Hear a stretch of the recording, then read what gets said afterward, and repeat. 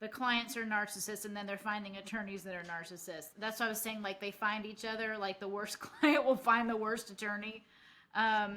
They do. Like a lot of times you'll have like these really horrible. I hate to say it like opposing counsel, but some of them are just really, really not just horrible to work with.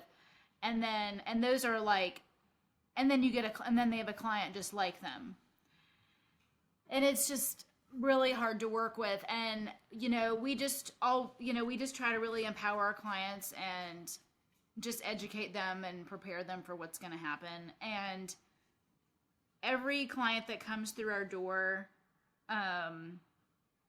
we just always we at least bring awareness or talk to them about, do you have a therapist, or do you have anybody you can talk to? Because these people are humans, and this is just a really hard time in their life. And I'm an attorney. I'm here to support my clients any way I can, but I'm not a therapist or anything. I don't pretend to be. So, it's I think there's a lot to it, and I really feel like family law world has changed a lot over the last 20, 30 years. I hope that, and there's definitely a movement to get away from court.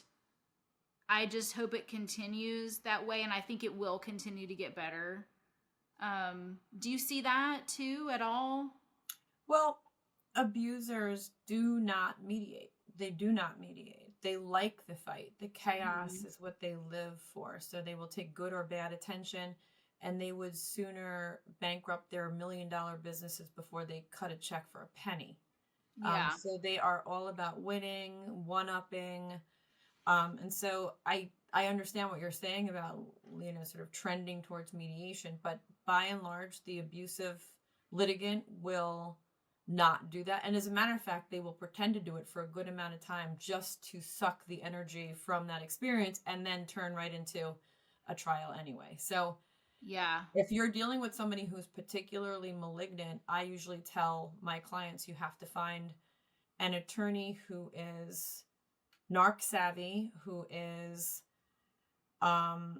really interested in winning themselves, because then they can start to have this pissing contest, quite honestly, and maybe connected to the judges and the people in that region. It tends to be very corrupt, but also is going to put their foot on the abuser's throat. You have to fight fire with fire. They are not going to ever... Yeah, that's what I was going to ask you. Yeah, you have to just do fire with these people. Yeah, somebody who's malignant narcissist is not going to mediate. They are not going to be of sound mind and be logical and neurotypical and think about the best result, even for themselves. Again, this is about, they will sometimes quit their jobs just so they can avoid child support. They just play a different game. What does malignant mean? Malignant narcissist mean? So this is somebody who is particularly overt on the spectrum. So we have the more covert version of the narcissist, and then we have sort of the quintessential douchebag. This is like the pop collar, Ferrari driving, Ferragamo shoes clicking through the courtroom floors. This is the guy who's, really kind of the far end of the spectrum, who's sort of like, you could see them coming a mile away. And they tend to be really, really severe litigants. So they are going to be malicious in their perspectives of the court system. It's just going to be a fight. They like the fight. This is sort of the more malignant version. Somebody who's more benign, you might be able to get to mediate.